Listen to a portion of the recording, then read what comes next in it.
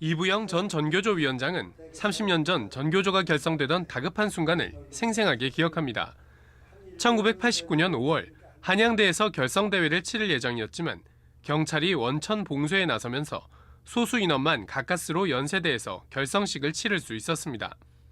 대 시작하자 5분도 안 돼서 경찰들이 정문에 이제 들이닥치기 시작했는데 막 요 앞에까지 온 거예요. 요 앞에까지. 다행히 그 도서관에서 공부하던 학생들이 보고는 경찰들이 이제 진입하니까 전부 쫓아나서 이제 6탄으로 막기 시작을 해서 그래서 부랴부랴 한 20분 만에 그냥 거기서 결성대회를 치르고.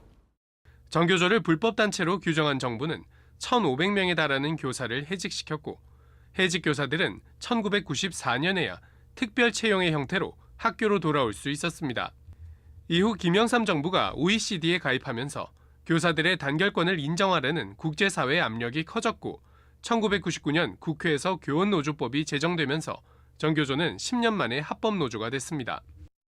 99년도 7월부터 시행이 됐어요. 맞아요. 설립신고를 하고 첫 번째 이제 교섭을 했죠.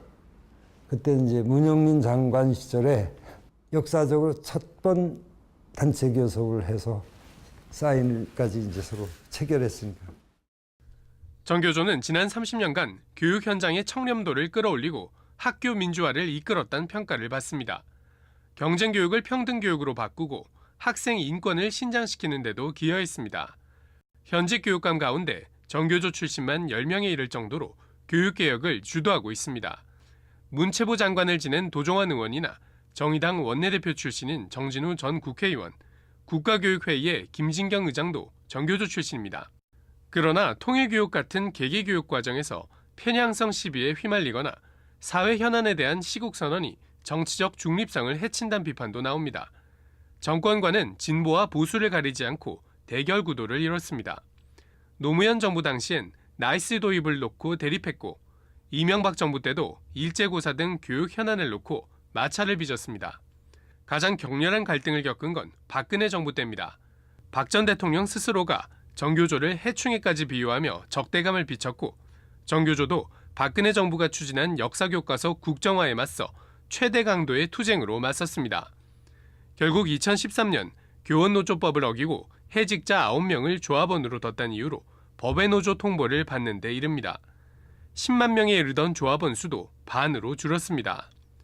전교조는 법의 노조 통보 취소 소송 1, 2심에서 연달아 패했는데 당시 판결이 박근혜 정부와 법원 사이에 사법거래 대상이었다는 정황도 나오고 있습니다. 문재인 정부는 최근 전교조 법의 노조 문제와 관련된 ILO 핵심 협약 비준에 나서겠다고 밝혔지만 국회를 통과하기는 쉽지 않을 거란 전망입니다. 합법 받았을 때 정말 교육개혁을 위해서 이제는 교육을 크게 바꿔낼 수 있겠다는 그 기대와 막 포부가 컸었죠. 10년 만에 합법화됐고 그게 20년 지났는데 이럴 줄은 몰랐죠.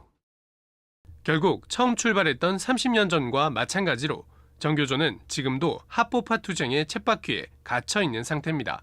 EBS 뉴스 황대현입니다.